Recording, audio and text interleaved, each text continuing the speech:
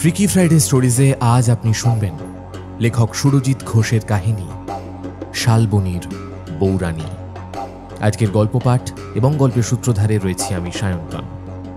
শুনতে থাকুন freaky Friday স্টোরিজের আজকের বিশেষ নিবেদন সুরজিৎ ঘোষের ভয়ের গল্প শালবনির বৌরানী।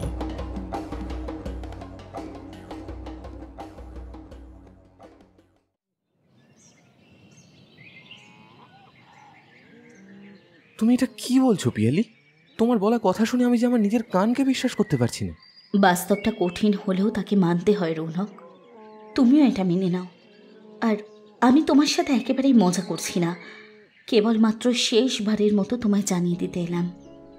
আর ভবিষ্যতে কোনো দিন কখনো আমার সাথে সম্পর্ক রাখার চেষ্টা করো না রৌনক, প্লিজ।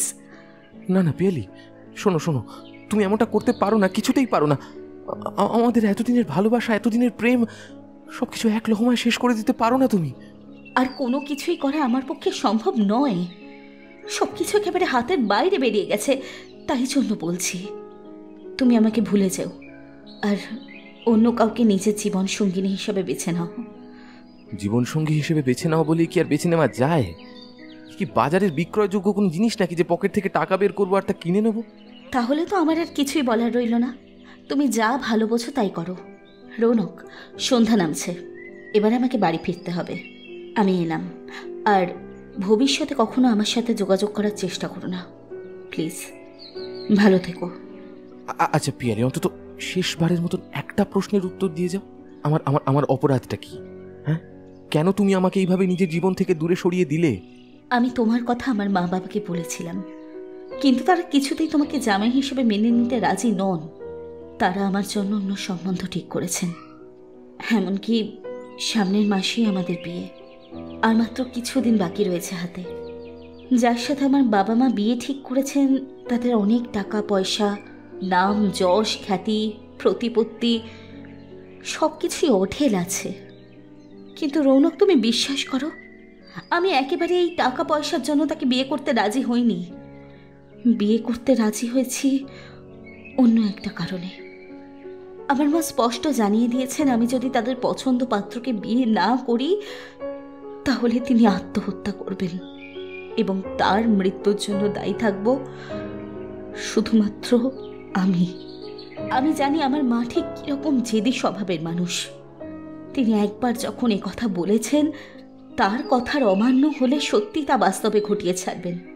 তাই আমার কোনো উপায় নেই, তাদের পছন্দের পাত্রকে বিয়ে আমায় করতেই হবে। তা না হলে মাকে আমি চিরকালের মতো হারিয়ে ফেলব।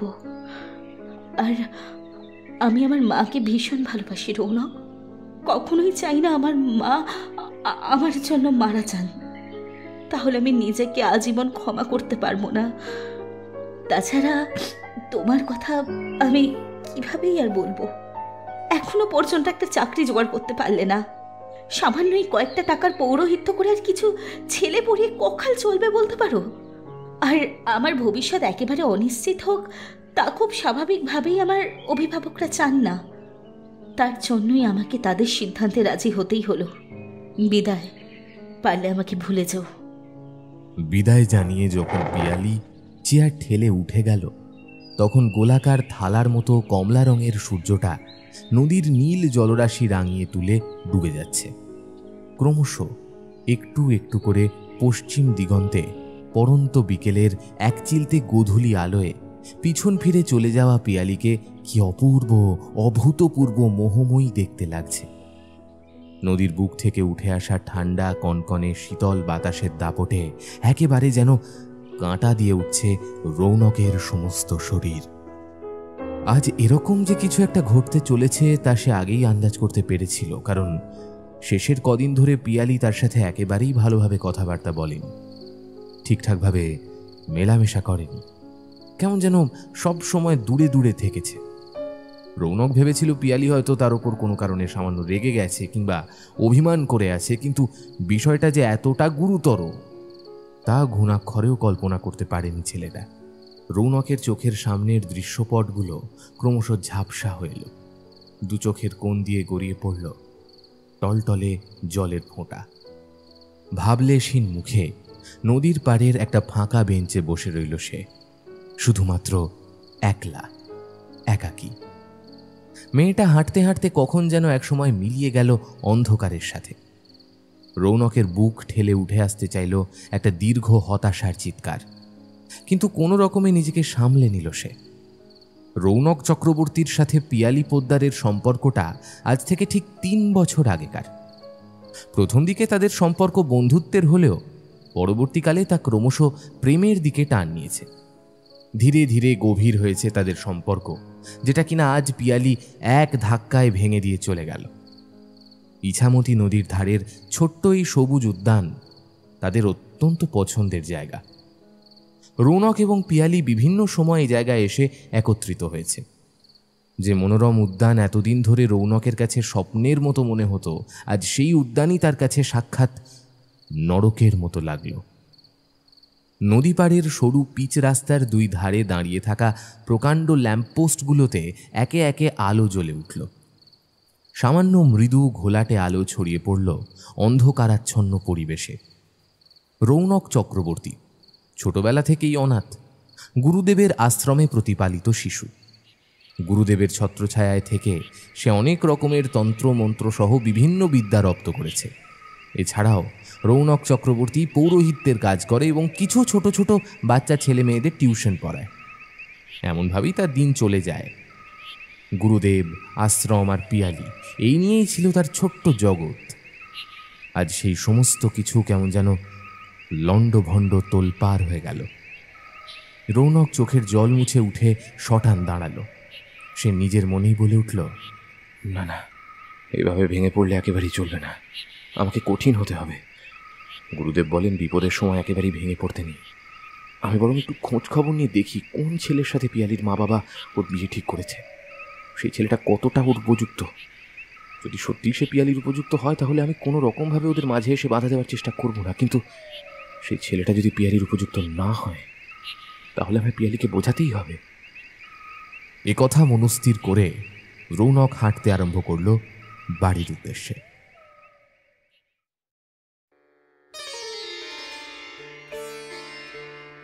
কই দেখি মা তোমার মুখখানি। বাহ, এক্কেবারে যেন চাঁদের আলো ঝলসে উঠছে। আমি প্রাণ ভরে তোমায় আশীর্বাদ করছি মা, তুমি চির সুখী হও। আমার ছেলের যোগ্য বিবাহিতা স্ত্রীর পূর্ণ মর্যাদা দিয়ে আজ আমি তোমায় আশীর্বাদ স্বরূপ এই 7 নড়িহার পরিয়ে দিলাম। পিয়ালির চোখ জোড়া একেবারে যেন আটকে গেল হাড়ের প্রতি। এত বড় বিশাল মোটা সোনার গয়না সে আগে কখনো কোনো দিন দেখেনি। শুধুমাত্র পিয়ালি একাই নয়, তার মা বাবারও একই অবস্থা হলো। অত্যন্ত সাধারণ মধ্যবিত্ত এক পরিবারে এত মূল্যবান গয়না না দেখাটাই স্বাভাবিক বিষয়। এত ভারী একটা মূল্যবান জিনিস যে পরিবার কেবলমাত্র আশীর্বাদ স্বরূপ দিতে পারে, তাতেই বোঝা যাচ্ছে তাদের অর্থনৈতিক অবস্থা ঠিক কতটা উঁচু। পিয়ালি প্রথমবার তার হবু শাশুড়ি মাকে দেখল। ভদ্রমহিলার পোশাক আশাক সাজসজ্জা ভারী অদ্ভুত ধরনের। মাথার কাঁচা পাকা সাদা চুল টান টান করে পেছনে ছোট খোঁপা করে বাঁধা, মুখে নিদারুণ কাঠিন্যতার ছাপ, নাকে গোলাকার ধাতব নাকছাবি, পরনে রয়েছে কালো কুচকুচে শাড়ি, হাতে শাখার মতো মোটা মোটা কিছু চুড়ি, কোমরে একখানি কোমর বন্ধনী যাতে ঝুলছে গৃহকর্ত্রীর বাড়ির চাবিকাঠি। তবে সবচেয়ে ভয়ানক বা বলা ভালো ভীতিপ্রদ যা, তা হলো তার 2 চোখ। হ্যাঁ, কোনো মানুষের চোখের মণি যে এরকম উজ্জ্বল এবং সবজেটে হতে পারে তা পিয়ালির একেবারেই জানা ছিল না। ভদ্রমহিলার চোখের দিকে একভাবে তাকিয়ে থাকলে কি যেন এক অজানা ভয় বুকের ভেতরটা শুকিয়ে যায়। মনে হয় এই বৃদ্ধা রমণী যেন তার চোখের প্রখর দৃষ্টি দিয়ে সামনে থাকা মানুষটির অন্তরের মধ্যে চলতে থাকা সব কিছু পড়ে ফেলতে সক্ষম। কি হলো মা, অমন করে কি দেখছো তুমি? শাশুড়ি মায়ের প্রশ্নে বেশ খানিকটা লজ্জায় পড়ে গেল পিয়ালি। তৎক্ষণাৎ তার দিক থেকে চোখ সরিয়ে মাথা নিচু করে সে দুপাশে নেতিবাচক ভঙ্গিমায় ঘাড় নেড়ে নীরবে জানিয়ে দিল সে কিছু লক্ষ্য করেনি। দামিনী দেবী অর্থাৎ পিয়ালির হবু শাশুড়ি তাকে সেই হার পরিয়ে দিয়ে বেশ কিছুটা সময় বসে নানান বিষয়ে কথাবার্তা বলে পিয়ালির বাবা মাকে বিদায় জানিয়ে বেরিয়ে গেলেন ঘরের বাইরে।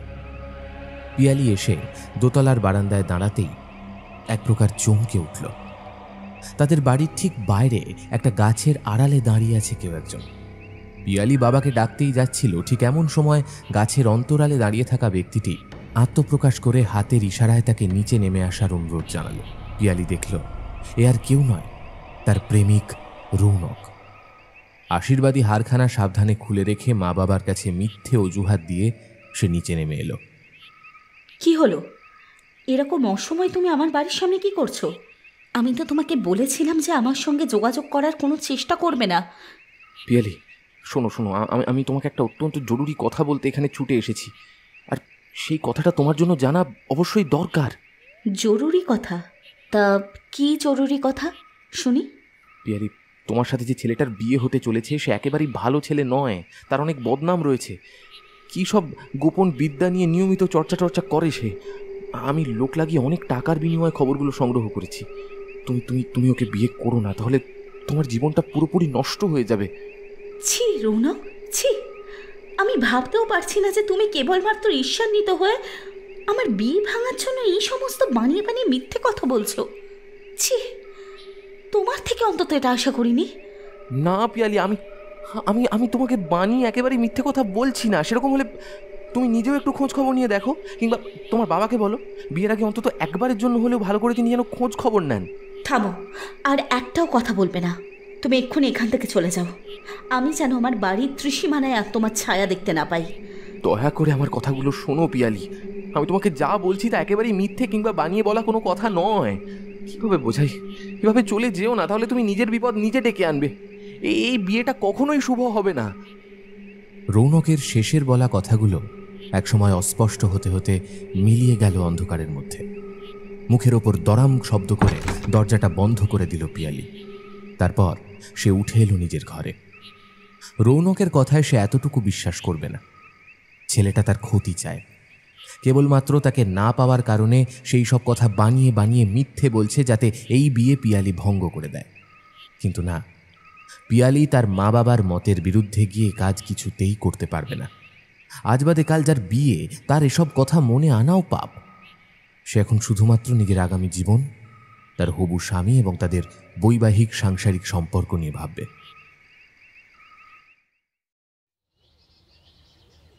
এসো বৌমা, এসো, আমাদের এই শালবনিতে নতুন বৌরানীকে স্বাগত জানাই। এক মাথা টকটকে লাল সিঁদুর নিয়ে বিশাল বড় রাজপ্রাসাদ সমতুল্য রংচটা শতাব্দী প্রাচীন বাড়িটার সামনে যখন গাড়ি থেকে নামল পিয়ালি, ঠিক তখনই অন্দরমহল থেকে কথাগুলো বলতে বলতে বেরিয়ে এলেন তার শাশুড়ি মা দামিনী দেবী।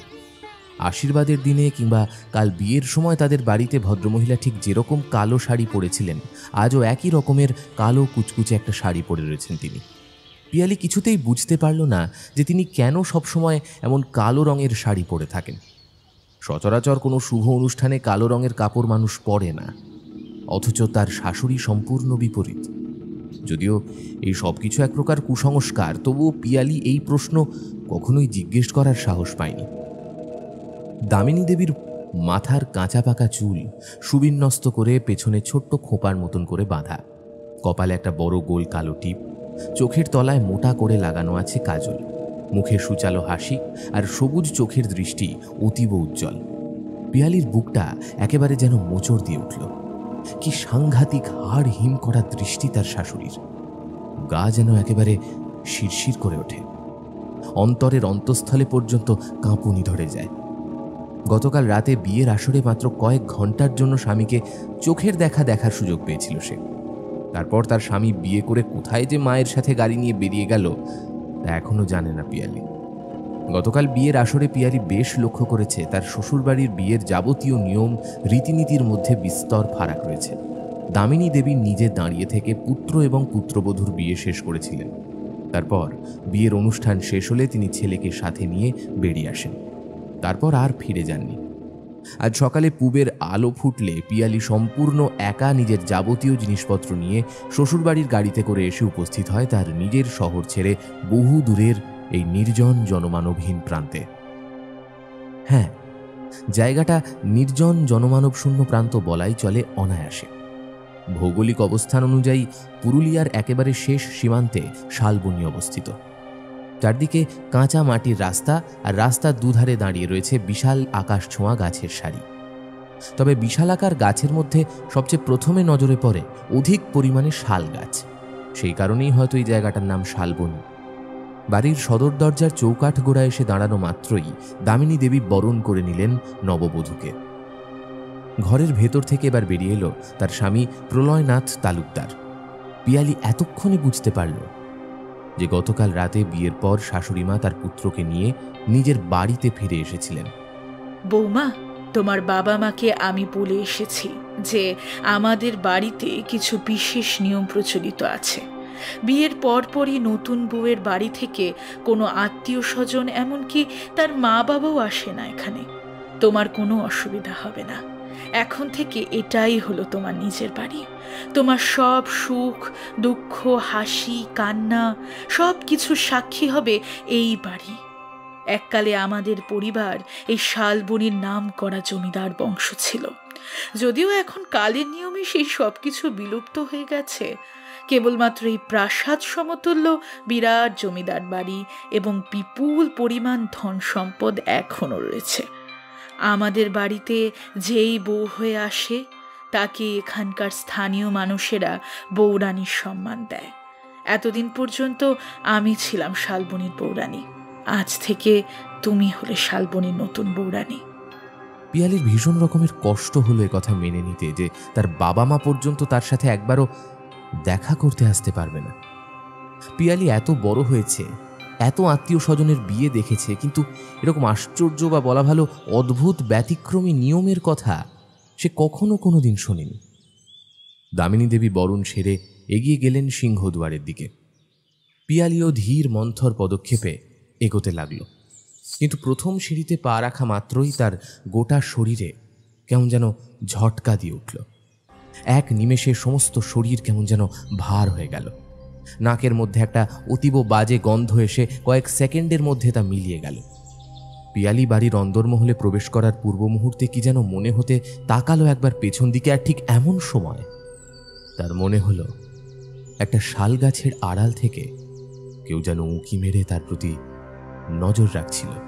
হঠাৎ করেই সে মুখটা সরিয়ে নিল। পিয়ালি ভালোভাবে আরেকবার তাকালো, কিন্তু এবার আর কাউকেই দেখতে পেল না। সে মনকে বোঝালো কাল সারা রাত জেগে থাকার কারণেই হয়তো ভুল দেখেছে, ওখানে আসলে কেউই ছিল না।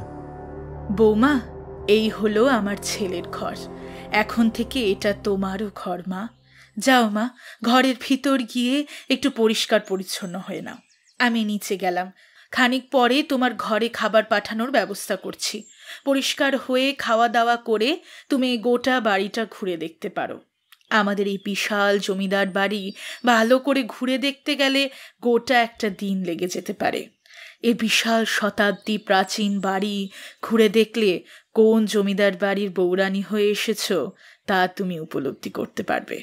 আচ্ছা মা, ঠিক আছে, আপনি আসুন। সৌজন্যমূলক হাসি হেসে দামিনী দেবী এগিয়ে গেলেন সিঁড়ির দিকে। দোতলার একটা বিশাল বড় ঘরের ভেতরের সামনের দিকে দাঁড়িয়ে রয়েছে পিয়ালি। সে শতবার চেষ্টা করছে তার শাশুড়ি মায়ের সাথে সহজে ভালোভাবে মেলামেশা করার জন্য, কিন্তু কিছুতেই তা করে উঠতে পারছে না। মনের মধ্যে কেমন যেন একটা অদ্ভুত অস্বস্তি সৃষ্টি হচ্ছে বারবার। মানুষের গলায় মাছের কাঁটা বিঁধলে ঠিক যেরকম খচখচানি হয়, ঠিক সেরকম একটা অস্বস্তি হচ্ছে পিয়ালির মনে। এই বাড়িতে প্রথম পদার্পণ করার পর থেকেই তার নাকে একটা অতীব বাজে গন্ধ এসে ঠেকছে। পিয়ালির বারবার মনে হচ্ছে এই গন্ধটা সে চেনে, কিন্তু কিছুতেই কিসের গন্ধ তা বুঝতে পারছে না। হঠাৎ করে তার মস্তিষ্কে বিদ্যুৎ ঝলকের মতো খেলে গেল গন্ধটা আসলে কিসের, আর তাতেই তার মেরুদণ্ড বেয়ে বরফ গলা শীতল জলের মতন কনকনে ঠান্ডা রক্তের স্রোত নেমে গেল সরসর করে। রক্ত, হ্যাঁ, এটা রক্তের গন্ধ। মাংসের দোকানের পাশ দিয়ে বেরিয়ে গেলে ঠিক এরকম ঝাঁঝালো রক্তের লবণাক্ত গন্ধ পাওয়া যায়, তবে এখানে গন্ধটা খুবই সূক্ষ্ম, যেন বহু দূর থেকে আসছে। ঘরের চৌকাঠের গোড়ায় দাঁড়িয়ে এই সব কথাই ভাবছিল পিয়ালি। ঠিক এমন সময় দামিনী দেবী পেছন ফিরে বৌমার উদ্দেশ্যে বললেন, বৌমা, এই দোতলার দক্ষিণ দিকের একটি ঘরে দেখবে বাইরের থেকে তালা বন্ধ রয়েছে। সেই ঘরটির কাছাকাছি তুমি যাবে না। ওই ঘরে বিনা অনুমতিতে প্রবেশ কঠোরভাবে নিষিদ্ধ। কেন মা? দোতলার কেবলমাত্র একটি ঘরের মধ্যেই তালাবন্ধ রয়েছে কেন? আর ওই ঘরের ভেতর প্রবেশ করা নিষিদ্ধই বা কি কারণে? খানিকটা কৌতূহলের বশে প্রশ্নটা নিজের অজান্তেই মুখ থেকে বেরিয়ে এলো পিয়ালির। দামিনী দেবী বিষয়টা একেবারেই ভালোভাবে নিলেন না।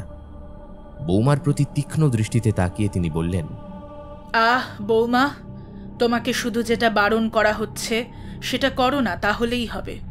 কৌতূহল ভালো, কিন্তু অধিক কৌতূহল মোটেই ভালো নয়। মাথায় রেখো, অধিক কৌতূহল সবসময় বিপদ ডেকে আনে। দোতলার দক্ষিণ ঘরে কি রয়েছে তা তুমি খুব তাড়াতাড়ি জানতে পারবে। আমি এবং আমার ছেলে কেবলমাত্র সেই ঘরে ভেতরে প্রবেশ করতে পারি। উপযুক্ত সময় এলে তোমাকেও সেই ঘরের মধ্যে প্রবেশ করতে হবে। তখনই না হয় তুমি দেখো সেই ঘরের ভিতর কি রয়েছে। আর একটা বাক্য ব্যয় না করে দামিনী দেবী গটগট করে নেমে গেলেন সিঁড়ি ভেঙে নিচে। ঘরের ভেতরে ঢুকে এলো পিয়ালি। পরিষ্কার পরিচ্ছন্ন হয়ে কিছু খাওয়া দাওয়া করে শাশুড়ি মায়ের কথা মতো সে গোটা বাড়ি ঘুরে দেখতে লাগলো। পিয়ালি যতই সেই বাড়ি ঘুরে দেখতে লাগলো, ততই তার মনের মধ্যে একটা অশনি আতঙ্ক ক্রমশ দানা পাকিয়ে উঠল একটু একটু করে। কোনো সুস্থ স্বাভাবিক মানুষের বাড়ি যে এইরকম হতে পারে তা একেবারে ধারণার বাইরে এক বিষয়। সেই বিশাল বড় শতাব্দী প্রাচীন জমিদার বাড়ি জুড়ে ছড়িয়ে রয়েছে নানান সব ভয়াল জিনিসপত্র। বাড়ির দেওয়ালে টাঙানো রয়েছে বিভিন্ন আকারের বড় বড় তৈলচিত্র, তবে সেগুলো মোটেও কোনো সাধারণ চিত্র নয়। প্রতিটা চিত্রের মধ্যে এমন এমন দৃশ্য তুলে ধরা হয়েছে যা দেখে মানুষের বুকে ভয়ের ডঙ্কা বেজে উঠতে বাধ্য। সেই তৈলচিত্রগুলোতে যেন নরকের বিভিন্ন ঘটনাকে তুলে ধরা হয়েছে নিপুণ তুলির টানে। কোথাও মানুষকে উলঙ্গ করে জ্বলন্ত আগুনে ঝলসানো হচ্ছে, তো কোথাও আবার মানুষের গোটা শরীরে মোটা মোটা পেরেক জাতীয় কিছু লোহার শলাকা দিয়ে গেঁথে ঝুলিয়ে রাখা হয়েছে। কোনো চিত্রে মানুষের চোখ খুবলে নেওয়া হচ্ছে, তো কোথাও আবার তাদের দেহ খণ্ড বিখণ্ড করে কেটে ফেলা হয়েছে। তৈলচিত্র ছাড়াও বাড়ির দেওয়ালে ঝুলিয়ে রাখা আছে বিভিন্ন মরার মাথার খুলি। ধবধবে সাদা খুলিগুলোর মধ্যে সিঁদুর জাতীয় কিছু মাখানো রয়েছে। সেই খুলিগুলোকে দেখলে মনে হয় ওগুলো যেন নিত্যদিন কারো কোনো কাজে লাগে। বিশাল বড় সেই অট্টালিকার বিভিন্ন প্রান্তে ছড়িয়ে ছিটিয়ে রয়েছে নানান আকারের বিভিন্ন মূর্তি। সেই মূর্তিগুলোকে দেখলে বুকের মধ্যে সৃষ্টি হওয়া আতঙ্ক এক ধাক্কায় শতগুণ বৃদ্ধি পায়। বুকের স্পন্দনের গতি মাত্রাতিরিক্ত বেড়ে যায়।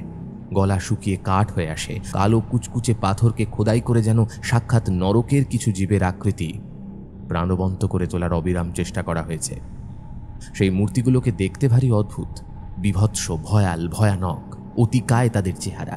কালো কুচকুচে মূর্তিগুলোর অর্ধেকটা পশুর মতন এবং অর্ধেকটা মানুষের। প্রতিটা মূর্তির শরীর কোনো বলশালী পুরুষের হলেও ঘাড় থেকে মাথাগুলো যেন গিরগিটি কিংবা গোসাপ জাতীয় কোনো সরীসৃপের মেরুদণ্ড বরাবর পিঠের ওপর অসংখ্য অগণিত বড় বড় কাঁটা জাতীয় কিছু রয়েছে।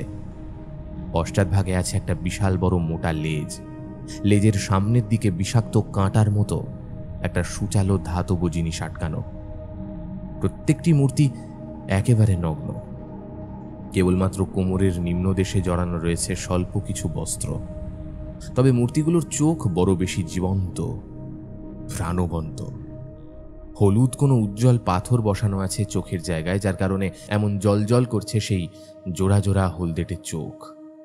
এগুলো ছাড়াও প্রাসাদ সমতুল্য অট্টালিকার অভ্যন্তরে ও যতই প্রবেশ করতে লাগলো, ততই নানান সুর, নানান সব জিনিসপত্র দেখে পিয়ালির গায়ের রোম খাড়া হয়ে যাচ্ছিল। বুকের ভেতরটা হিম হয়ে আসছিল। ইস, কি বাজে বিশ্রী গন্ধ! গন্ধের চোটে একেবারে মাথা যেন ধরে যাওয়ার উপক্রম। আচমকাই পিয়ালির হুঁশ ফিরল হাঁটতে হাঁটতে। কখন যে সে দোতলার একেবারে শেষ সীমান্তে থাকা দক্ষিণের বন্ধ ঘরের সামনে এসে দাঁড়িয়েছে তা ঘুণাক্ষরেও টের পায়নি মেয়েটা। দক্ষিণের বন্ধ ঘরের মুখোমুখি দাঁড়ানো মাত্রই তার নাকে সেই রক্তের বিশ্রী বদখত গন্ধটা এক ধাক্কায় বেশ কয়েক গুণ বেড়ে গিয়ে বৃহত্তর আকার নিয়ে যেন ঝাঁপিয়ে পড়ল সরাসরি তার উপর। শাড়ির আঁচল দিয়ে নাক মুখ চাপা দিল পিয়ালি। তার মনে হলো তলপেট গুলিয়ে এক্ষুনি যেন হড়হড় করে বমি করে ফেলবে সে। শাশুড়িমা এই ঘরের আশেপাশে আসতে বারবার নিষেধ করে দিয়েছিলেন। একথা মনে পড়তেই সে তৎক্ষণাৎ সরে এলো এই জায়গাটা থেকে। তবে পিয়ালির মনে একটা খটকার সৃষ্টি হলো। ওই দক্ষিণের বন্ধ ঘরের মধ্যে নিশ্চয়ই এমন কিছু একটা রয়েছে যা রহস্যময়। এছাড়াও পিয়ালির মনের মধ্যে একটা প্রশ্নের জাগরণ ঘটল। ওই দক্ষিণের বন্ধ ঘরের মধ্যে কি এমন জিনিস রয়েছে যার কারণে এমন কাঁচা রক্তের গন্ধ ভেসে আসছে? মনের সমস্ত কৌতূহল আপাতত দমন করে পিয়ালি গোটা বাড়িটা ভালোভাবে ঘুরে দেখল। সেই বিশাল বড় প্রায় প্রাসাদ তুল্য অট্টালিকা ঘুরে দিন শেষে সে যখন নিজের ঘরে ফিরে এলো, তখন তার মনে হলো সে যেন সাক্ষাৎ প্রেতপুরীর মধ্যে বাস করছে। শালবনির এই শতাব্দী প্রাচীন জমিদার বাড়ি বুঝি সত্যিই আসলে কোনো প্রেতপুরী বটে। সন্ধ্যের অন্ধকার নামার পর সেই জমিদার বাড়ি এতটাই নিঝুম নিস্তব্ধ হয়ে এলো যে কোথাও যদি সামান্য একটা সূচও পড়ে তাহলে সেই আওয়াজ যেন কানের কাছে ঝনঝন করে বেজে উঠবে।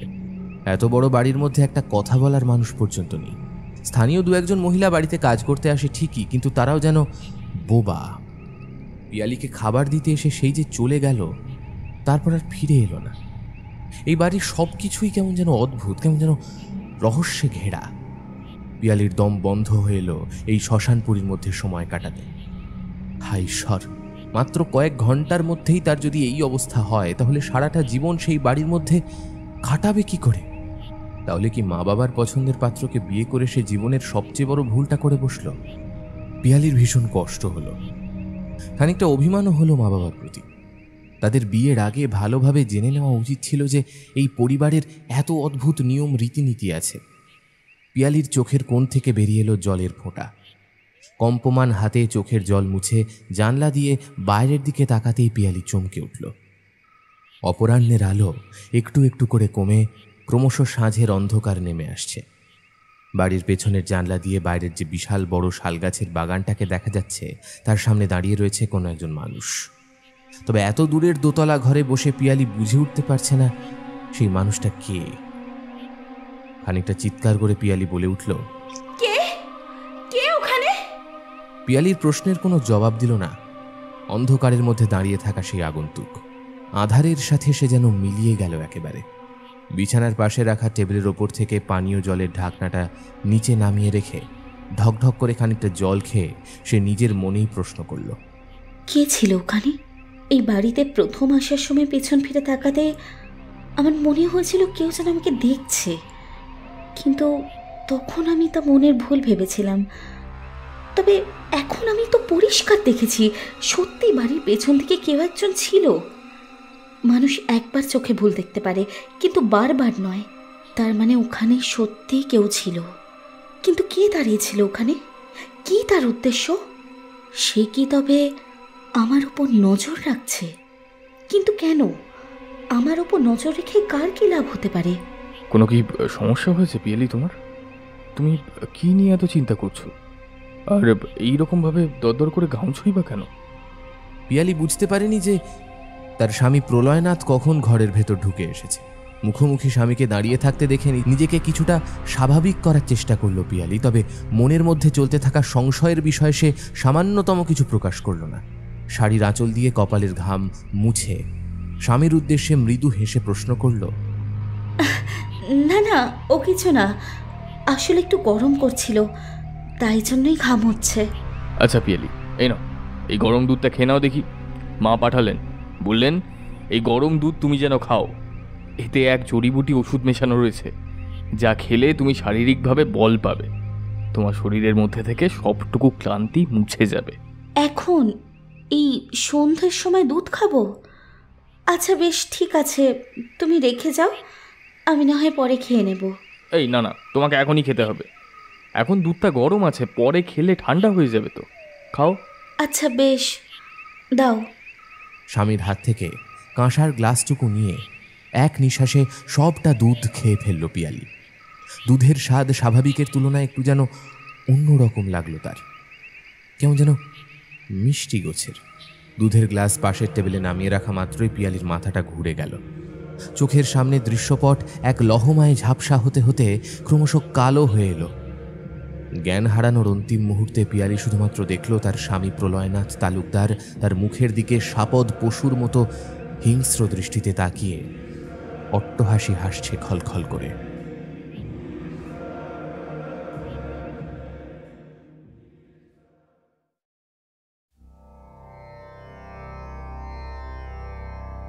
গুরুদেব, ভেতরে আসতে পারি? হ্যাঁ এসো, আমি যে তোমার জন্যই অপেক্ষা করছিলাম। গুরুদেব, আপনি যা সংগ্রহ করে আনতে বলেছিলেন, অর্থাৎ সেই জায়গার কিছুটা মাটি, তা আমি খুব সাবধানে সকলের অগোচরে সংগ্রহ করে এনেছি। আচ্ছা বেশ, ঠিক আছে, তুমি ভেতরে ঢুকে এসো, তারপর আমি যা করতে বলছি তা করো। গুরুদেবের আদেশ অনুযায়ী নতমস্তকে ঘরের ভেতর প্রবেশ করল সেই শিষ্য। ঘরের এক কোণে একটা কাঠের বিশাল বড় সিংহাসনের ওপর অধিষ্ঠান করছেন একাধিক দেবদেবীর মূর্তি। তবে তাদের মধ্যে সকলের প্রথমে নজরে পড়ে মহাদেব, কালভৈরব এবং দেবী উগ্রতারার মূর্তির ওপর। এছাড়াও আরও নানাবিধ অনেক দেবদেবী রয়েছে সেই ঠাকুরের সিংহাসন আলোকিত করে। ঠাকুরের সিংহাসনের পাশে রাখা আছে একখানি পিতলের ধাতব বিশাল বড় ত্রিশূল। সিংহাসনের মুখোমুখি একটি কম্বলের আসনের ওপর টান টান হয়ে পদ্মাসনে বসে রয়েছেন গুরুদেব। গুরুদেবের মাথার লম্বা লম্বা চুল বটগাছের ঝুড়ির মতো নেমে এসেছে নিচের দিকে। তার দুই চোখের মণি অদ্ভুত রকমের নীলাভ। গায়ের রং শ্বেতাঙ্গ ব্যক্তিদের মতো ধবধবে সাদা। গলায় ও হাতের বাজুতে পঞ্চমুখী রুদ্রাক্ষের মালা। বক্ষদেশে ধবধবে সাদা উপবীত এবং পরনে পরিধেয় বস্ত্র বলতে রয়েছে পরিষ্কার পরিচ্ছন্ন ধুতি। ওনাকে দেখলেই যে কোনো মানুষের মনের মধ্যে ভক্তির ভাব জন্মাতে বাধ্য। ও গুরুদেবের মুখের দিকে একবার তাকালে মানুষের অন্তরের মধ্যে থেকে সমস্ত পাপবোধ, কুচিন্তা দূর হয়ে যাওয়ার ক্ষমতা রয়েছে মুহূর্তের মধ্যে। গুরুদেবের নির্দেশে শিষ্য তার মুখোমুখি এসে বসল। গুরুদেব একখানি প্রাচীন পুঁথি ঘেটে বিড়বিড় করে কোনো মন্ত্র সহযোগে মেঝের ওপর খড়ি দিয়ে মাটি দিয়ে আঁকলেন এক বিশেষ জ্যোতিষচক্র। প্রথমে একটি গোলাকার বৃত্ত, সেই বৃত্তকে ঘিরে একটি ত্রিভুজ এবং ত্রিভুজকে ঘিরে চতুর্ভুজ। তন্ত্রমন্ত্র বা এই জাতীয় বিদ্যা নিয়ে যারা সামান্য জ্ঞান অর্জন করেছেন তারা প্রত্যেকেই জানে যে জ্যোতিষবিদ্যায় এই সমস্ত চক্রের উপাদান আসলে ঠিক কতখানি। গুরুদেব মন্ত্র সহযোগে সেই চক্র এঁকে লাল শালুর ঝোলার ভেতর থেকে কালো কালো তিনটে ফল বের করে ত্রিভুজের তিন কোণে তা স্থাপন করলেন। তারপর চতুর্ভুজে চারটি বাহুতে চারটি মৃৎ প্রদীপ রেখে তাতে তেল ঢেলে আগুন জ্বাললেন। চারটি প্রদীপের অভিমুখ চারদিকে।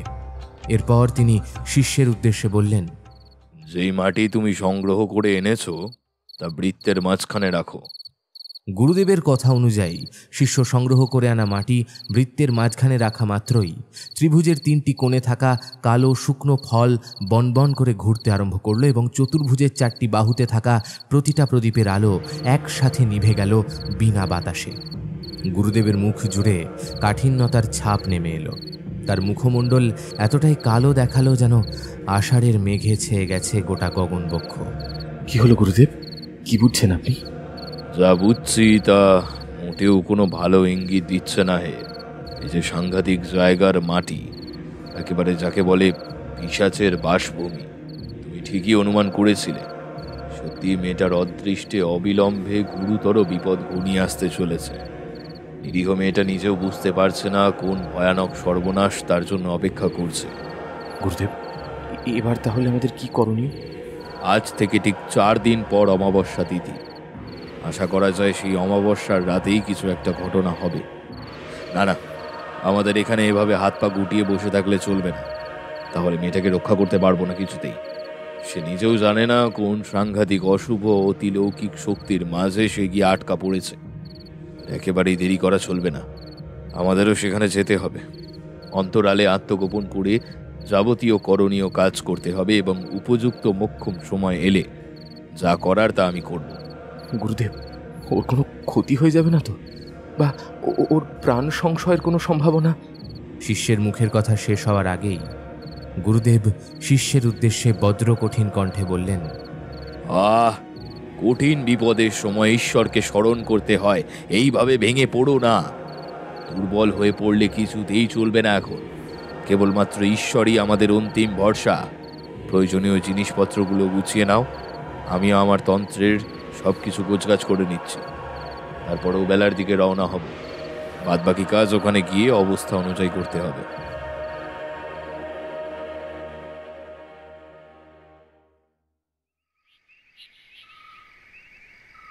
একটা বিশাল ঘরের মেঝেতে শুয়ে রয়েছে পিয়ালি। গোটা ঘর নিকষ কালো অন্ধকারে পরিপূর্ণ।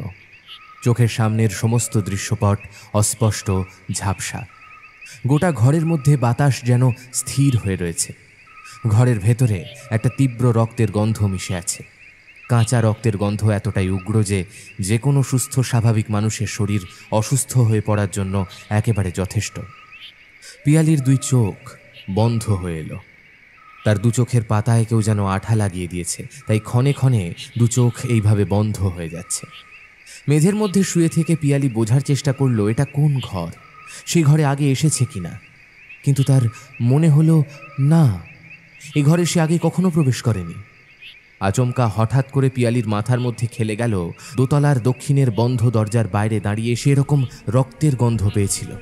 তাহলে এটা কি ওই দক্ষিণের নিষিদ্ধ ঘর? কিন্তু এই ঘরের ভেতর সে ঢুকলো কিভাবে? ঘরের মাঝ বরাবর একটা কালো কুচকুচে পাথরের বেদির ওপর রয়েছে কোনো একটা মূর্তি। হ্যাঁ, পিয়ালি আবছাভাবে হলেও তাকে দেখতে পাচ্ছে। মূর্তির সামনে স্বল্প আগুন জ্বালানো হয়েছে এবং সেই আগুনকে ঘিরে মুখোমুখি বসে রয়েছে দুজন নারী পুরুষ। পিয়ালি উঠে বসার চেষ্টা করল, কিন্তু পারল না। তার শরীরের মধ্যে এতটুকু শারীরিক শক্তি বুঝে অবশিষ্ট নেই। দেহ যেন একেবারে নিস্তেজ হয়ে পড়ে রয়েছে কেবলমাত্র। পাথরের সেই বিকট দর্শন মূর্তিকে দেখলে গায়ের প্রতিটা লোমকূপ সজারুর কাঁটার মতন খাড়া হয়ে যায়। শরীরের প্রতিটা অঙ্গ প্রত্যঙ্গে শিরায় উপশিরায় রক্তের সাথে প্রবাহিত হয় আতঙ্কের স্রোত। কোনো কালো পাথরকে নিপুণ হাতে খোদাই করে যেন বানানো হয়েছে সেই মূর্তি। তবে এই মূর্তি যে কোনো লৌকিক মঙ্গলকারী শুভ শক্তি সম্পন্ন দেবদেবীর নয়, তা নিতান্তই ছোট বালকের পক্ষেও বলে দেওয়া সম্ভব। কালো পাথরকে খোদাই করে প্রস্তুত করা মূর্তি, যার দেহ মানুষের হলেও মাথার খুলি শিয়াল কিংবা হায়না জাতীয় কোনো প্রাণীর, অথচ মাথার মধ্যে আবার বড় বড় দুটো শিং বিদ্যমান। চোখের কালো অক্ষিকোটরের গর্তে আটকানো আছে দুটো টকটকে লাল পাথর, যা থেকে লালচে উজ্জ্বল আলো ঠিকরে বেরিয়ে আসছে। শরীরের বিভিন্ন অংশে রয়েছে উঁচু উঁচু কাঁটা। হাতের ও পায়ের পাতায় থাকা আঙুলের অগ্রভাগে উপস্থিত তীক্ষ্ণ ধারালো সূচালো নখ। এছাড়াও দেহের পশ্চাৎ ভাগে রয়েছে একটি বিশাল বড় লেজ। পিয়ালি এরকম মূর্তি জীবনে কখনো কোনোদিন আগে দেখেনি। এই মূর্তি যেন সাক্ষাৎ নরকের অধিপতি শয়তানের। আগুনকে ঘিরে বসে রয়েছে পিয়ালির শাশুড়ি দামিনী দেবী এবং তার স্বামী প্রলয়নাথ। তবে বর্তমানে তাদের বেশভূষা সম্পূর্ণ আলাদা। মাথা থেকে পা পর্যন্ত ঢাকা কালো আলখাল্লা জাতীয় কোনো বস্ত্র পরে রয়েছে তারা। চোখের তলায় লাগানো আছে গাঢ় কালো কাজল আর ঠোঁট টকটকে লাল, যেন তারা এক্ষুনি কোনো প্রাণীর রক্ত পান করেছে। বিড়বিড় করে তারা কোনো একটা মন্ত্র পাঠ করে চলেছে, মৃগী রোগীর মতো দুলে দুলে। তবে সেই দুলুনির মধ্যে একটা নির্দিষ্ট ছন্দ আছে। এই সমস্ত দৃশ্য পিয়ালি দেখে রীতিমতো থরথর করে কাঁপতে আরম্ভ করল। তার চোখ ক্রমশ আরো বুজে এলো। জ্ঞান হারানোর আগে শেষবারের মতো সে দেখল এক কোণে থাকা একটা বিশাল বড় হাড়িকাঠের দিকে এগিয়ে গেল প্রলয়নাথ। তারপর একটা কালো খরগোশকে বলি দিয়ে সেই রক্তে স্নান করালো ওই মূর্তিকে এবং তারপর সে রক্ত মহাপ্রসাদের মতো পান করল তার মা এবং পুত্র মিলে। ঘরের কোণে হাড়িকাঠের কাছে জমাট বাঁধা রক্তের স্তর দেখলে বোঝা যায় নিত্যদিন ওখানে নিয়মিতভাবে হত্যালীলা চলে, আর ওই কারণেই গোটা দক্ষিণের ঘরের মধ্যে এমন রক্তের তীব্র গন্ধ মিশে রয়েছে। মাথাটা এখনো কেমন যেন ভার ভার হয়ে রয়েছে।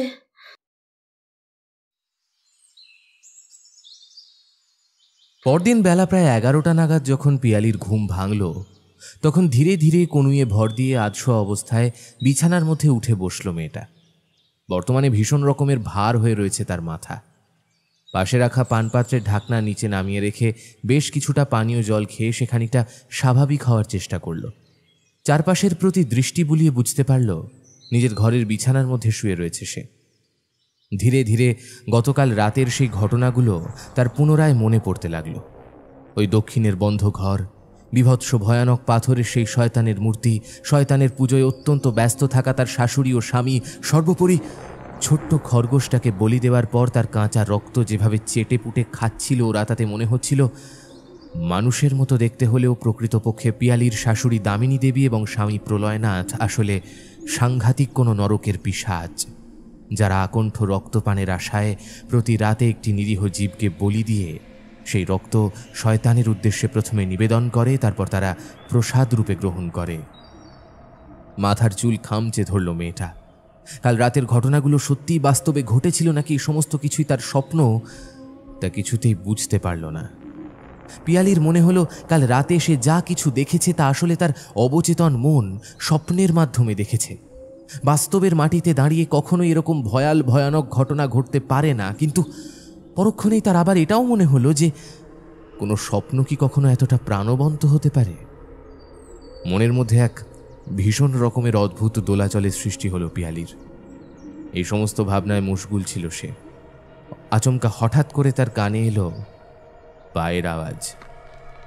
ঘরের দিকে কেউ একজন এগিয়ে আসছে বুঝে পিয়ালি দ্রুততার সাথে নিজেকে স্বাভাবিক করার চেষ্টা করল। ঘুম ভেঙেছে তাহলে? সুপ্রভাত। নাও, ধীরে ধীরে উঠে পড়ো, পরিষ্কার পরিচ্ছন্ন হয়ে নাও। তোমাকে নিচে নামতে হবে, খাবার টেবিলে মা অপেক্ষা করছেন। কথাগুলো বলতে বলতে ঘরের ভেতর ঢুকে এলো পিয়ালির স্বামী প্রলয়নাথ। পিয়ালি মাথায় হাত দিয়ে কাতর কণ্ঠে যন্ত্রণা মেশানো সুরে বলল, আচ্ছা, গতকাল রাতে আমার ঠিক কি হয়েছিল বলো তো? এখনো পর্যন্ত মাথাটা কি ভীষণ রকমের ভার হয়ে রয়েছে।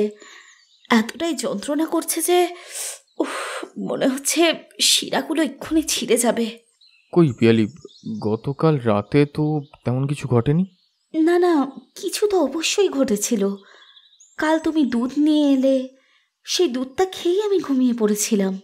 হ্যাঁ, তোমাকে তো আমি বলেইছিলাম ওই দুধের মধ্যে এক ভেষজ উপাদান মেশানো রয়েছে যা তোমাকে গভীর ঘুম ঘুমাতে সাহায্য করবে। তোমার শরীরের জন্য এখন ঘুমের বড্ড প্রয়োজন। পিয়ালি, তুমি ফ্রেশ হয়ে নিচে নেমে এসো, কেমন? মা তোমার জন্য অপেক্ষা করছে। আমি নিচে গেলাম। মুখের কথা কোনো রকমে শেষ করে সেই ঘরের ভেতর থেকে বাইরে চলে গেল প্রলয়নাথ। এক প্রকার যেন পিয়ালির প্রশ্নের হাত থেকে রেহাই পেতে সে পালিয়ে গেল। পিয়ালি পরিষ্কার বুঝতে পারল গতকাল রাতে সে মোটেও স্বাভাবিকভাবে ঘুমিয়ে পড়েনি। ওই দুধটার মধ্যে নিশ্চয়ই কিছু মেশানো ছিল যা খাইয়ে সম্পূর্ণ ইচ্ছাকৃতভাবে তাকে ঘুম পাড়িয়ে দেওয়া হয়েছিল। পিয়ালি এটাও বুঝতে পারল যে গতকাল রাতে ঘুমের ঘোরে দক্ষিণের ঘরে দেখা সেই সমস্ত দৃশ্যপট আদৌ কোনো দুঃস্বপ্ন ছিল না, কারণ সে তার পরনের শাড়ির মধ্যে রক্তের ছিটে লেগে থাকতে দেখল। হ্যাঁ, ছোট কালো খরগোশটাকে বলি দেওয়ার পর যে রক্ত নিয়ে ওরা মেতে উঠেছিল শয়তানের পুজোয়, সেই বলির রক্তই ছিটকে এসে লেগেছে তার শরীরে থাকা কাপড়ের কিছুটা অংশে। পিয়ালি কিছুতেই বুঝতে পারল না এসব আসলে কি ঘটছে তার সাথে। কেন এই পরিবার এত রহস্যময়? ওই দক্ষিণের ঘরে থাকা মূর্তি কি সত্যি শয়তানের বিগ্রহ? কিন্তু কোনো মানুষ কি কারণে শয়তানের পুজো করবে? পিয়ালির শাশুড়ি দামিনী দেবী এবং তার পুত্র প্রলয়নাথের মূল উদ্দেশ্য আসলে কি? কেন পিয়ালিকে এই পরিবারের বউ করে নিয়ে আসা হয়েছে? তাহলে কি এর পেছনেও রয়েছে তাদের নিজস্ব কোনো স্বার্থসিদ্ধি ঘটানোর প্রচেষ্টা?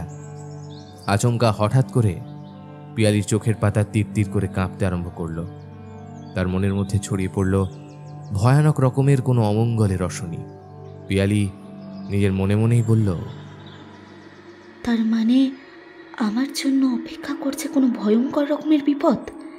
কিন্তু কি ঘটতে চলেছে আমার সাথে?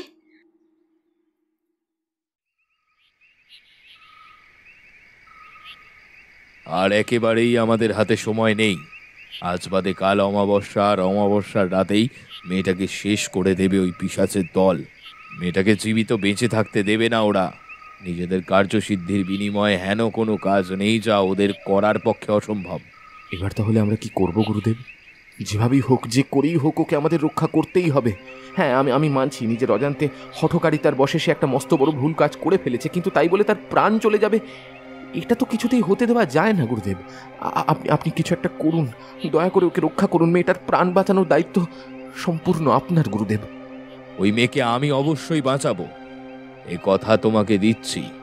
ঈশ্বরের আশীর্বাদ আমার সঙ্গে রয়েছে। তাকে যদি আমি ওই অপশক্তির কবল থেকে মুক্ত করতে না পারি, তাহলে আজীবনের মতো এই সমস্ত তন্ত্রমন্ত্র ছেড়ে দেব, এই কথা তোমায় বলে রাখলাম। দীর্ঘদিন ধরে বছরের পর বছর সাধনা করে এই যে মহাশক্তি আমি অর্জন করেছি, যদি তা কাজেই না লাগাতে পারি, তাহলে কিসের সফলতা? মেয়েটির কোনো ক্ষতি আমি হতে দেব না। অমাবস্যার রাতেই এই পিশাচপুরীতে আমাদের আগমন, এবং উপযুক্ত সময় পিশাচকুল ধ্বংস হবে। মাথায় রেখো হে, অশুভ শক্তির থেকে শুভ শক্তির ক্ষমতা অনেক বেশি। তাই শুভ শক্তির জয় সর্বদা চিরকাল হয়ে আসছে, এক্ষেত্রেও তাই ঘটবে। তবে তোমাকে একটি কাজ করতে হবে যা অত্যন্ত জরুরি, কিন্তু খুব সাবধান। ওই অভিশপ্ত জমিদার বাড়ির ত্রিসীমানায় পা রাখলে পিশাচেরা বুঝে যাবে যে মেয়েটাকে উদ্ধার করার জন্য কেউ বা কারা পরিকল্পনা করছে। সুতরাং ওরা অনেক সতর্ক হয়ে যাবে। তাই তোমাকে এই কাজ সম্পূর্ণভাবে জমিদার বাড়ির চৌহদ্দির বাইরে থেকে করতে হবে।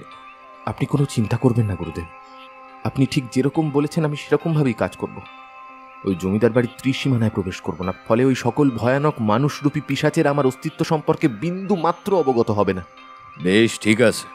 তাহলে তুমি এই রক্তচন্দনের মালাখানি মেয়েটার কাছে পৌঁছে দেওয়ার কোনো একটা ব্যবস্থা করো। যেভাবেই হোক এই মালা তার কাছে পৌঁছানো অবশ্যই জরুরি। এই মালা দেহে ধারণ করলে কোনো অশুভ অপশক্তি তার সামান্যতম ক্ষতি করতে পারবে না। এই কথা বলে গুরুদেব তার শিষ্যের হাতে তুলে দিলেন একটি রক্তচন্দন কাঠ দ্বারা নির্মিত কণ্ঠমালা। সেই কণ্ঠমালার মধ্যে থেকে এক উজ্জ্বল তেজ ও রশ্মি ঠিকরে বেরোতে লাগলো। গুরুদেবের হাত থেকে সসম্মানে সেই মালা নিয়ে অত্যন্ত ভক্তি ভরে তা প্রণাম করে শিষ্য বলল, ঠিক আছে গুরুদেব, আপনি কোনো চিন্তা করবেন না, এই মালা তার কাছে পৌঁছানোর ব্যবস্থা আমি করছি। ওই জমিদার বাড়ির ত্রিসীমানায় পা না রেখে এই রক্তচন্দনের দৈবশক্তি সম্পূর্ণ কণ্ঠমালা তার কাছে পৌঁছে যাবে। গুরুদেবের কাছ থেকে রক্তচন্দনের মালা নিয়ে শিষ্য সোজা বেরিয়ে গেল বাইরে। এদিকে আসন্ন সন্ধ্যার সময় নিজ কক্ষের দক্ষিণ জানলার ধারে চুপচাপ বসে মা বাবার কথা ভাবছিল পিয়ালি। তার দুই চোখের জল আজ যেন কিছুতেই বাঁধ মানছে না। হায়, তার নিষ্ঠুর ভাগ্য তাকে আজ কোথায় টেনে এনেছে। তার প্রকৃত প্রেমিক রৌনক তাকে বারবার বারণ করেছিল, সতর্ক করেছিল যাতে এই বিয়ে সে কিছুতেই না করে, কিন্তু পিয়ালি ওর কথায় সামান্যতম কর্ণপাত করেনি। সে ভেবেছিল রৌনক কেবলমাত্র তার বিয়ে ভাঙার জন্য এইসব কথা তাকে বলছে। ছেলেটা পই পই করে বারণ করেছিল যাতে প্রলয়নাথকে সে বিয়ে না করে। প্রলয়নাথ এবং তার পরিবারের নাকি অনেক বদনাম রয়েছে, তারা কি সব গোপনীয় বিষয় নিয়ে নিয়মিত চর্চা করে। কিন্তু তখন পিয়ালি সেই সমস্ত কথায় সামান্যতম গুরুত্ব দেয়নি। পিয়ালি ভেবেছিল এই সব কিছুই রৌনকের মন গড়া বানিয়ে বলা নিছক মিথ্যে কথা ছাড়া আর অন্য কিছুই নয়। কিন্তু বিয়ের পর শালবনির বৌরানী হয়ে পিয়ালি এই বাড়িতে পা রাখার পর থেকেই বুঝতে পেরেছে যে তার প্রেমিক রৌনক এতটুকু মিথ্যে কিংবা বানিয়ে কোনো কিছু বলেনি। সত্যি সে যা বলেছিল তা দিনের আলোর মতো ধ্রুব সত্য। এই শতাব্দী প্রাচীন অভিশপ্ত জমিদার বাড়িতে থেকে পিয়ালির বুক ঠেলে উঠে এলো এক দীর্ঘশ্বাস। হ্যাঁ, অভিশপ্ত জমিদার বাড়ি বটে। এই কয়েকদিনের মধ্যেই সে হাড়ে হাড়ে টের পেয়েছে এই জমিদার বাড়িতে কোনো কিছুই স্বাভাবিক নয়। এখানকার জীবনযাত্রা, এখানকার জিনিসপত্র সবই ভীষণ রকমের অস্বস্তিকর, অদ্ভুত, ভীতিপ্রদ। তার স্বামী এবং শাশুড়ি কোনো এক গভীর ষড়যন্ত্র করে তাকে এই বাড়ির বউ করে এনেছে। পিয়ালি এটাও বুঝতে পেরেছে এখানে আসার পর। প্রতি রাতে কিছু না কিছু খাবারের সাথে ঘুমের ওই জড়িবুটি মিশিয়ে তা খাইয়ে তাকে ঘুম পাড়িয়ে দেওয়া হয় মাঝে মধ্যে। গভীর রাতে গাঢ় ঘুমের ঘোর থাকাকালীন অবস্থায় সে নিজেকে আবিষ্কার করে দক্ষিণের ওই বন্ধ ঘরের অভ্যন্তরে। তার শাশুড়ি এবং স্বামী গভীর রাতে তখন নরকের দেবতার শয়তানের পুজো করতে অত্যন্ত ব্যস্ত। প্রত্যেক রাতে তারা কোনো না কোনো প্রাণীর বলি দিয়ে সেই কাঁচা রক্ত খায়। গতকাল থেকে পিয়ালিকেও তার অজান্তে অজ্ঞাত শয়তানের পুজোর উপাচার ক্রিয়ার কাজে লাগানো হচ্ছে। হ্যাঁ, আজ সকালে যখন তার জ্ঞান ফিরে এলো, সে যখন উঠে বসলো বিছানায়, তখন পিয়ালি দেখলো তার বাঁ হাতে কি সব যেন কালো কালো সুতো বাঁধা ছিল। মাথার চুলের মধ্যে আটকে ছিল কিছু রক্তমাখা আতপ চাল। বুক ফাটা কান্নায় ভেঙে পড়ল পিয়ালি। যদি কোনোভাবে মা বাবার সাথে একবার যোগাযোগ করার সুযোগ সে পেত, তাহলে আর কোনো চিন্তা থাকতো না। মা বাবার উপর ভীষণ রাগ হলো তার। সেই যে বিয়ে দিয়ে তারা শ্বশুর বাড়িতে মেয়েকে পাঠিয়ে দিল, তারপর কি একবারের জন্য খোঁজ খবর নেওয়ার কথা তাদের মাথায় এলো না? মেয়ে এত দূরের এই অজপাড়া গায়ে শ্বশুর বাড়িতে এসে কেমন আছে না আছে, তার কোনো অসুবিধে হচ্ছে কিনা, এই সমস্ত কোনো প্রশ্নই তাদের মাথায় আসেনি। অবশ্য আসবেই বা কি করে?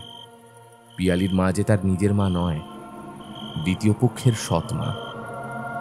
পিয়ালির যদি নিজের মা যে জীবিত থাকতো, তাহলে কখনোই সেভাবে নিশ্চুপ হয়ে বসে থাকতে পারত না। পিয়ালি ছোট মাকে নিজের মা মনে করলেও ছোট মা তাকে কখনোই নিজের সন্তান ভাবেনি। ছোট মায়ের কাছে আজীবন সে চক্ষুশূল হয়েই থেকে গেছে। এই বিয়ের মূল কারণ তাদের শ্বশুর বাড়ির পক্ষ থেকে আশা করি তার শাশুড়ি দামিনী দেবী প্রচুর পরিমাণে অর্থ তুলে দিয়েছিলেন তার সৎ মায়ের হাতে।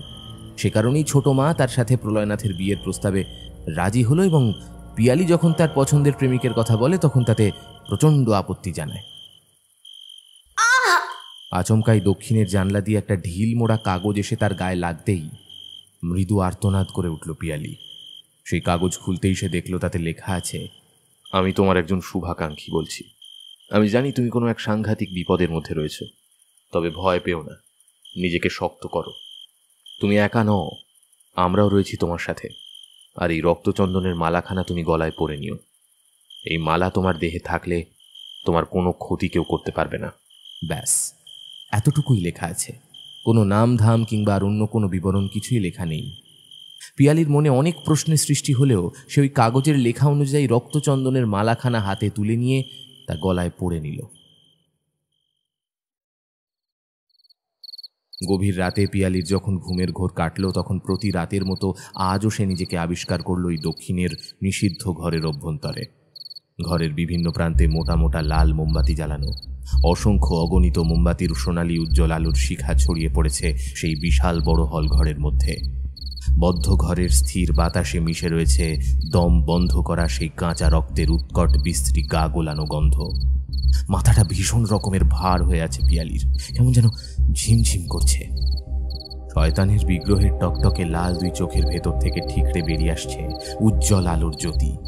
প্রতি রাতের মতো আজও পুজোয় বসেছে দামিনী এবং প্রলয়নাথ। মেঝের ওপর খড়িমাটি ও সিঁদুর দিয়ে আঁকা হয়েছে কোনো একটা চক্র। প্রথমে শয়তানের মুখমণ্ডলীর প্রতীকী চিহ্ন এঁকে তার চারপাশে একটা চতুর্ভুজ আঁকা হয়েছে। সেই চতুর্ভুজের 4টি কোণে রয়েছে 4টি মৃত প্রাণীর করটি। হ্যাঁ, এই করটিগুলোকেই পিয়ালি দেখেছিল এই বাড়ির দেওয়ালে টাঙানো অবস্থায়। সে তখনই বুঝেছিল যে এগুলোকে দিয়ে কিছু একটা কাজ করা হয়, কিন্তু পিয়ালি তখন এটা একেবারেই আন্দাজ করতে পারেনি যে এই মরার মাথার খুলিগুলো আসলে শয়তানের পুজোর কাজে লাগে। টকটকে সিঁদুর মাখিয়ে সেই করটিগুলো রাখা রয়েছে চতুর্ভুজের 4টে কোণে। দামিনী দেবী এবং প্রলয়নাথ মিলে কোনো এক অজানা ভাষায় মন্ত্রপাঠ করতে করতে মৃগী রোগীর মতো দুলে চলেছে এক নির্দিষ্ট ছন্দে। পিয়ালি যন্ত্রণায় কোকিয়ে উঠল, তার মাথাটা যেন একেবারে ফেটে যাওয়ার উপক্রম। আধশো অবস্থায় উঠে বসার চেষ্টা করতেই তার শাশুড়ি ভয়ানক হিংস্র প্রাণীর মতন তার দিকে সবজেটে চোখে তাকিয়ে খলখল করে অট্টহাসি হেসে বলল,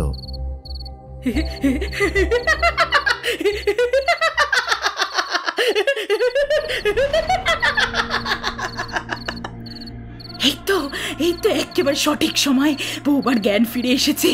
ওঠো ওঠো বৌমা, ওঠো, উঠে বসো। আজ আমি ইচ্ছাকৃতভাবেই তোমার খাবারের সাথে ঘুমানোর জড়িবুটি খুব অল্প পরিমাণে মিশিয়েছিলাম, যাতে এমন মাঝরাতে তোমার ঘুমটা ভেঙে যায়। কারণ আজ অমাবস্যার রাত, আজই হলো মহাপুজোর দিন। আজ তোমাকে পুরোপুরি সজ্ঞানে আমাদের সাথে এই পুজোয় অংশ নিতে হবে। এই কয়েকদিন ধরে তোমার অমতে তোমাকে অজ্ঞান করে আমরা এই ঘরে এনে বিভিন্ন ধরনের উপাচার ক্রিয়া করিয়েছি, কিন্তু আজ আর তা চলবে না, আজ আর চলবে না। তাছাড়াও মৃত্যুর পূর্বে তোমার মনের মধ্যে চলতে থাকা সকল প্রশ্নের উত্তর জানা দরকার। মাত্রাতিরিক্ত ভয় পিয়ালির বুক দুরু দুরু করে কেঁপে উঠল। তার গোটা শরীর জুড়ে রীতিমতো ঘামের বন্যা প্রবাহিত হলো। মনের মধ্যে কে যেন একটা অশনি ডঙ্কা বাজাতে আরম্ভ করলো ক্রমাগত জোরালো শব্দে। কাঁপা কাঁপা গলায় সে শাশুড়ির উদ্দেশ্যে প্রশ্ন করল, এইসব আপনি কি বলছেন মা? আপনার কোনো কথার অর্থ আমি বুঝতে পারছি না। আজকে আমার শেষ রাত, এই কথার অর্থ কি? পিয়ালির কথা শুনে মা এবং ছেলে খলখল করে হেসে উঠল, সাক্ষাৎ নরকের রক্তলোলুপ পিশাচের মতো। তাদের হাসি যে কোনো সুস্থ স্বাভাবিক মানুষের বুকের রক্ত মুহূর্তের মধ্যে জল করে দিতে সক্ষম। তাদের হাসি প্রমাণ করে দেয় যে তাদের অন্তরে এক সাংঘাতিক ভয়াবহ অভিলাষ লুকিয়ে রয়েছে। সেই অট্টহাসির শব্দ ক্রমশ ছড়িয়ে পড়ল ওই দক্ষিণের নিষিদ্ধ হলঘরের মধ্যে। হাসি থামিয়ে দামিনী দেবী বললেন, হ্যাঁ বৌমা, আজকেই তোমার শেষ রাত। এই অমাবস্যা রাতের জন্যই তোমাকে বিয়ে করে আমার ছেলে এই শালবনির নতুন বৌরানী করে নিয়ে এসেছে। মৃত্যুর আগে তোমাকে সবকিছু আমি খোলসা করে বলতে চাই, তাই জন্যই বলছি। আমার পিতামহ অর্থাৎ এখনকার জমিদার দর্পনারায়ণ তালুকদার ছিলেন এক অত্যন্ত শক্তিশালী সাধক, তবে তার ইষ্ট দেবতা কোনো লৌকিক দেব বা দেবী ছিলেন না। বরং ছিলেন নরকের একমাত্র উপাস্য দেবতা শয়তান। আমার পিতামহই প্রথম শয়তানের মূর্তি স্থাপন করে এই বাড়িতে নিয়মিতভাবে শয়তানের পুজো শুরু করেন। এই যে মূর্তি দেখছো, তা আসলে নরকের অধিপতি শয়তানের। এই মূর্তি আমার পিতামহ স্থাপন করেছিলেন। তারপর পিতামহের মৃত্যুর পর আমার বাবা, এবং বাবার মৃত্যুর পর আমি, তার একমাত্র কন্যা, আমাদের আরাধ্য দেবতার পুজো করে আসছি। কেবলমাত্র নরকের শয়তানের অশেষ কৃপায় আমার আজ এত ধনবান, অপার শক্তিময়। আমার পুত্র, আমার যোগ্য পরবর্তী উত্তরসূরি, সেও শয়তানের একনিষ্ঠ ভক্ত এবং পূজারী। আমরা নিত্যদিন প্রতি রাতে শয়তানের পুজো করি। তবে শয়তানকে পাতালের অন্ধকার থেকে জাগিয়ে পৃথিবীর বুকে তুলে আনতে হলে অত্যন্ত কঠিন এক উপাচার ক্রিয়ার প্রয়োজন। শয়তানের পুজো আমার পিতামহ কিংবা পিতা করলেও তাকে পাতাল থেকে জাগরণ করবার কথা তারা কেউ কখনো কোনোদিন ভাবেনি। কিন্তু আমিও আমার পুত্র ভেবেছি, কারণ একবার শয়তানকে জাগিয়ে তুলতে পারলে আমরা হব এই বিশ্বের একমাত্র অধিপতি। সব কিছু আমাদের হাতের মুঠোয় চলে আসবে তখন। তাই জন্যই তো আমাদের প্রয়োজন ছিল এক সুলক্ষা নারীর। কিন্তু নারী আমরা কোথায় পাবো? নারী তো আর হাটে বাজারে বিক্রয়যোগ্য কোনো পণ্য নয়। তাই জন্য সিদ্ধান্ত নিলাম, প্রলয়নাথের বিয়ের একটা ছলনা আমাদের করতে হবে। তোমাকে আমি প্রথম দেখেই ভীষণ পছন্দ করেছিলাম, কারণ আমি তোমার মধ্যে অনেক লক্ষণ দেখতে পেয়েছিলাম যা আমাদের কাজে লাগবে।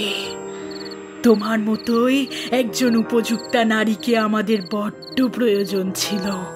তাই তোমার সাথে আমি আমার পুত্রের বিয়ে ঠিক করলাম। তোমাকে আমাদের পরিবারের বউ করে নিয়ে আসার জন্য তোমার সৎ মায়ের হাতে আমি বেশ কয়েক লক্ষ টাকা তুলে দিয়েছিলাম বৌমা। আমি জানতাম, তোমার মায়ের সাথে কয়েকবার কথাবার্তা বলে বিলক্ষণ বুঝতে পেরেছিলাম যে তোমার মা বড্ড লোভী। তাই তো কয়েক লাখ টাকার বিনিময়ে সে তোমায় আমার কাছে এক প্রকার বিক্রি করে দিল। এই বিয়ের পেছনে কেবলমাত্র একটি শর্ত ছিল যে বিয়ের পর মেয়ের সাথে কোনো রূপ যোগাযোগ রাখা যাবে না। উত্তরে তোমার ছোট মা বলেছিল তাদেরই মেয়েকে নিয়ে বিন্দুমাত্র প্রক্ষেপ নেই। তুমি বাঁচলে কি মরলে তাতে তোমার মা বাবার কোনো কিছুই যায় আসে না। ফলে আমার কাজটা আরো সহজ হয়ে গেল। বিয়ের এক সপ্তাহ পর আজকের এই অমাবস্যা তিথিতে তোমাকে শয়তানের সামনে নরবলি দিয়ে আমরা শয়তানকে জাগিয়ে তুলবো আমরা, এবং তোমার মা বাবা সহ অন্যান্য মানুষদের কাছে খবর পৌঁছে দেব যে শালবনী নতুন বৌরানী অপঘাতে মারা গেছে।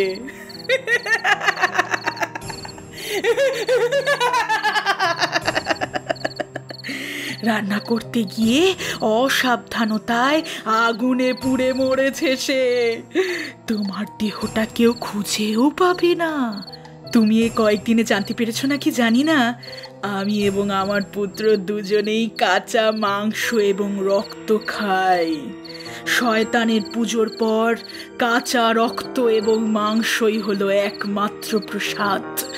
তোমার গোটা দেহ আমরা খেয়ে পুরোপুরি সাফ করে দেব। কেউ কোনো কিছুই খোঁজ পাবে না। তাছাড়াও এখানকার মানুষ আমাদের যথেষ্ট ভয় পায়, সমীহ করে চলে। কেউ আমাদের বিরুদ্ধে মুখ খোলার সাহস দেখাবে না। অসহায় অবস্থায় বুক ফাটা কান্নায় ভেঙে পড়ল পিয়ালি। এই যে সত্যি সে এক নরকের মধ্যে এসে পড়েছে। তার শাশুড়ি এবং স্বামী এরা মানুষের মতো দেখতে হলেও কেউই আসলে মানুষ নয়। খাতাক একটা নরপিশাচ। তা না হলে কেউ এরকমভাবে ষড়যন্ত্র করে পরিকল্পনা মাফিক একটা নিরীহ মেয়েকে বিয়ের বন্ধনে আবদ্ধ করে এইভাবে শয়তানের পুজোর জন্য বলির কাজে লাগাতে পারে? পিয়ালির কাছে এবার একটু একটু করে সবটা জলের মতো পরিষ্কার হতে লাগলো। কেন তাদের বিয়ের নিয়ম রীতিনীতি আলাদা ছিল, কেন তার শাশুড়ি মা সবসময় কালো রঙের শাড়ি পরে থাকে, দক্ষিণের বন্ধ ঘরে প্রবেশ সাধারণ মানুষের জন্য কেন নিষিদ্ধ, এই সব প্রশ্নের উত্তর তার মাথায় খেলে গেল বিদ্যুৎ ঝলকের মতো। পিয়ালি এটাও বুঝতে পারল যে প্রতি রাতে খাবারের সাথে ঘুমের জড়িবুটি মিশিয়ে তাকে এ ঘরে অজ্ঞান অবস্থায় এনে এতদিন ধরে শয়তানের উপাচার ক্রিয়ায় কাজে লাগানো হয়েছে। তবে আজকে তাকে বলি দিয়ে সেই উপাচার ক্রিয়া সমাপ্ত করা হবে। এমন জনশূন্য শ্মশানপুরীতে কেউ তার চিৎকার শুনতে পাবে না। তাহলে এবার কি করবে সে? এভাবেই কি তবে মৃত্যুর কাছে আত্মসমর্পণ করবে? পিয়ালির স্বামী প্রলয়নাথ একটা বিশাল বড় ধারালো খাঁড়া হাতে তুলে নিয়ে হিংস্র দৃষ্টিতে তার দিকে এগিয়ে আসতে লাগলো। ঠিক এমন সময় পিয়ালির নজর গেল নিজের গলার দিকে।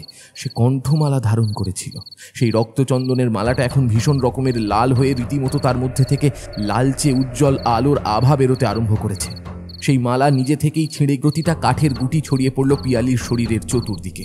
প্রতিটা কাঠের গুটি এক অদৃশ্য সুরক্ষার বলয় সৃষ্টি করল পিয়ালিকে ঘিরে। জ্বলে উঠল এক নীলাভ উজ্জ্বল আগুনের বলয়। এই ঘটনার জন্য একেবারেই প্রস্তুত ছিল না দামিনী দেবী কিংবা তার পুত্র প্রলয়নাথ। তারা ভীষণ রকমের হকচকিয়ে গেল, কারণ এই ঘটনা তাদের কাছে একেবারেই অপ্রত্যাশিত। মা এবং পুত্র নিজেদের মধ্যে যখন চোখ চাওয়াচাওয়ি করছে, ঠিক এমন সময় দক্ষিণের বন্ধ দরজায় সজোরে আঘাত হলো আর তরাম শব্দে খসে পড়ল শতাব্দী প্রাচীন আলগা নড়বড়ে দরজা। ঘরের ভেতর ঢুকে এলো দুজন পুরুষ। পিয়ালি লকলকে আগুনের মাঝখান থেকে তাদের দেখলো। তাদের দেখে সাক্ষাৎ দেবদূত বলে মনে হলো। তোমাদের আর কোনো পরিকল্পনাই সফল হবে না। সব কিছু এবার বানচাল হয়ে যাবে। কিছুতেই নরকের অন্ধকার থেকে শয়তানকে তুলে আনতে পারবে না তোমরা। মা এবং পুত্র মিলে আর এই নিরীহ নিরপরাধ মেয়েটাকেও বলি দিয়ে নিজেদের কার্যসিদ্ধি করতে পারবে না। গুরুদেব শ্রী কমলাকান্ত শাস্ত্রী মহাশয় হাতে ধরা অত্যন্ত দৈব শক্তি সম্পন্ন পিতলের ত্রিশূলখানি উঁচিয়ে ধরে পিয়ালির উদ্দেশ্যে বললেন, নাও মা, এই অস্ত্র মহাশক্তিশালী ঐশ্বরের দৈব ক্ষমতা সম্পন্ন। এই অস্ত্র দিয়ে তুমি ওই শয়তানের পাষাণ মূর্তিকে আঘাত করো। শয়তানের মূর্তি ধ্বংস হলেই আর উপাসকদেরও বিনাশ ঘটবে। এই কাজ তোমাকেই করতে হবে। জগৎ সংসারের মঙ্গলের জন্য নিজের কথা ভেবে, নিজের প্রেমিকের কথা ভেবে তোমাকে এই কাজ করতেই হবে। এই অস্ত্র তুমি হাতে তুলে নাও। গুরুদেব ত্রিশূলটা ছুঁড়ে দিলেন পিয়ালিকে লক্ষ্য করে। পিয়ালি হাত বাড়িয়ে সেই অস্ত্র এক লাফে ধরল। তারপর রণচণ্ডী মূর্তি ধারণ করে ধেয়ে গেল শয়তানের পাষাণ মূর্তি লক্ষ্য করে। ত্রিশূলের এক আঘাতে খণ্ড বিখণ্ড হয়ে গেল রক্ত স্নান করানো রক্তবর্ণের বিভৎস পাষাণ মূর্তি। আর সাথে সাথে তীব্র কান ফাটানো বিকৃত গর্জন করে দামিনী দেবী এবং তার পুত্র প্রলয়নাথের দেহ দুটো মহাশূন্যের মধ্যে ভেসে উঠল। তাদের শরীর বেঁকে চুড়ে এক হয়ে গেল। মুখের মধ্যে থেকে গল গল করে বেরিয়ে এলো কালো রক্ত। পাখির পালকের মতো শূন্যে ভেসে থাকা দেহ দুটো একসময় বেঁকে চুড়ে এক হয়ে গিয়ে বিকৃত অবস্থায় প্রাণ হারিয়ে আছড়ে পড়ল মেঝেতে। ভূমিকম্পের মতো থরথর করে কাঁপতে আরম্ভ করলো গোটা জমিদার বাড়ি। গুরুদেবের নির্দেশে দ্রুত গতিতে দৌড়ে বাইরে বেরিয়ে এলো রৌনক এবং পিয়ালি। আর তৎক্ষণাৎ ধসে পড়ল গোটা জমিদার বাড়ি। শালবনির অভিশপ্ত জমিদার বাড়ি চিরতরের মতন তলিয়ে গেল মহাকালের গর্ভে।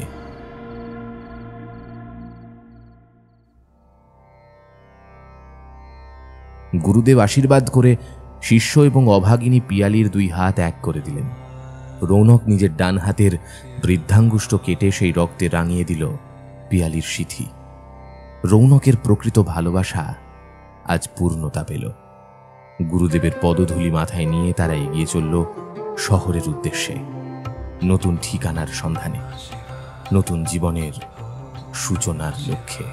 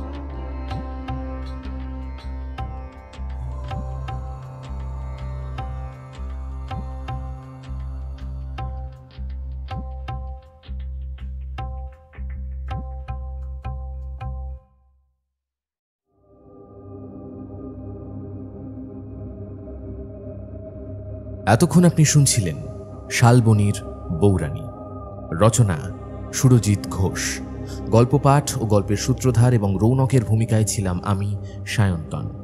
অন্যান্য চরিত্রে আমার সাথে ছিল তৃষা, সৃষ্টি, আর্য এবং সৌরভ। গল্পের নাট্যরূপ নির্মাণে ছিল উমা, শব্দ সংযোজনে ছিল রণজয়, আবহ সঙ্গীত স্পেশাল এফেক্টসে ছিল শঙ্খ, গল্পের প্রচ্ছদ অঙ্কনে ছিল শুভদীপ বন্দ্যোপাধ্যায়। কেমন লাগলো আজকের গল্পটা? যদি আজকের গল্পটা আপনাদের ভালো লেগে থাকে অবশ্যই ভিডিওটিকে একটি লাইক করে দেবেন, চ্যানেলটা সাবস্ক্রাইব করতে ভুলবেন না, বেল আইকনে ক্লিক করে দেবেন সমস্ত গল্পের আপডেট এবং নোটিফিকেশনস সবার আগে পাওয়ার জন্য। আগামী পর্বে আবার দেখা হবে আপনাদের সাথে আরও একটি নতুন গল্প নিয়ে। সবাই ভালো থাকবেন। নমস্কার।